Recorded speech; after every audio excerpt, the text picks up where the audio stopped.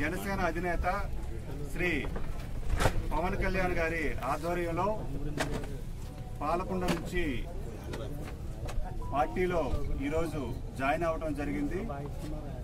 మరి పవన్ కళ్యాణ్ గారు సాధారణంగా ఈరోజు పార్టీలోకి ఆహ్వానించారు. ఈరోజు వైసీపీ ప్రభుత్వంలో జగన్మోహన్ రెడ్డి పరిపాలనలో గిరిజన ప్రాంతాలు పూర్తిగా వెనుకబడ్డాయి.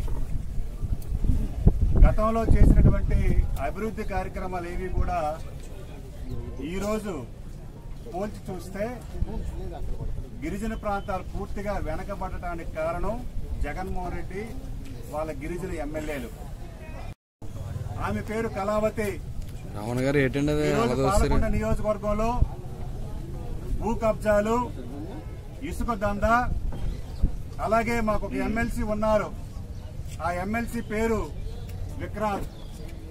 వీళ్ళిద్దరూ కలిసి పాలకొండ నియోజకవర్గాన్ని దోచేస్తున్నారు. మరి ఈరోజు పాలకొండ నియోజకవర్గంలో అభివృద్ధిని మర్చిపోయారు, ఆస్తుల వెంట పరిగెడుతున్నారు వీళ్ళిద్దరూ కూడా. ఖచ్చితంగా 24 ఎన్నికల్లో వైసీపీ పార్టీకి అలాగే వీళ్ళిద్దరికీ కూడా కూటమి ఎవరైతే జనసేన గాని అలాగే తెలుగుదేశం పార్టీ బీజేపీ అందరూ కూడా కలిసికట్టుగా పనిచేసి ఈ వైసీపీ పార్టీని మా నియోజకవర్గాల నుంచి తరిమి కొడతామని సందర్భంగా తెలియజేస్తున్నాను. ఖచ్చితంగా ఏదైతే పవన్ కళ్యాణ్ గారు అవకాశం ఇచ్చారో ఆ అవకాశాన్ని సద్వినియోగం చేసుకుంటాను. మరి గిరిజన ప్రాంత ప్రజల అభివృద్ధికై పాటుపడతానని సందర్భంగా తెలియజేస్తూ మీ వద్ద నుంచి శ్రీ పవన్ కళ్యాణ్ గారు తెలుగుదేశం పార్టీకి మొదటగా మద్దతు ప్రకటించి ఆ తర్వాత బీజేపీ కూడా కలుపుకొని మన మహాకూటమి ఏర్పడటానికి ఎందుకంటే గత 5 సంవత్సరాలుగా ఆంధ్రప్రదేశ్లో జరగని అరాచకం అంటూ లేదు.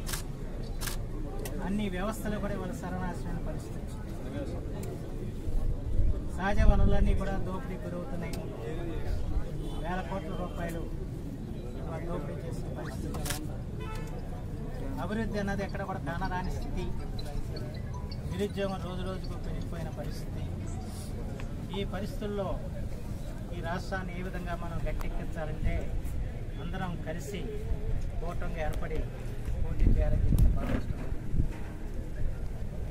ఈ రోజున పవన్ కళ్యాణ్ గారు నాకు తెలిసిన పరిస్థితులు, ఎందుకంటే తెలుగు భాష పరిరక్షణ కోసం మేము చేస్తున్న కృషికి